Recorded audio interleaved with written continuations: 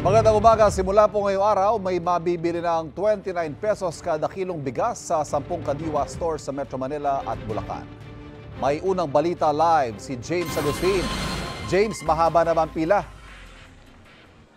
Van, sa mga oras na to ay mabibilang pa lamang yung mga mamimili dito sa parking lot ng National Irrigation Administration na isa dun sa 10 Kadiwa Center kung saan maaaring pumunta yung mga kababayan natin para dun sa murang bigas. Bahagi po ito ng programa ng Department of Agriculture na tinatawag na Program 29 kung saan mabibili sa 29 pesos per kilo ang bigas ng mga nasa vulnerable sectors. Kabilang na riyan ang mga benepisyaryo ng Pantawid Pamilyang Pilipino Program of 4Ps, Persons with Disabilities o PWDs, Senior Citizen at Solo Parent.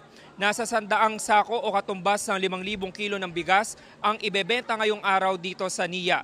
Limitado lang muna sa 5 kilo ang maaaring bilhin ng kada mamimili.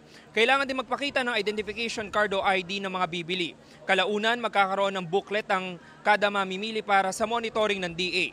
Bukod naman sa bigas, may mabibili ring mga gulay sa Kadiwa Center na mas mura ang presyo kumpara sa palengke. Tulad ng kalabasa na 55 pesos per kilo, repolyo na 60 pesos per kilo, talong at pipino na 70 pesos per kilo.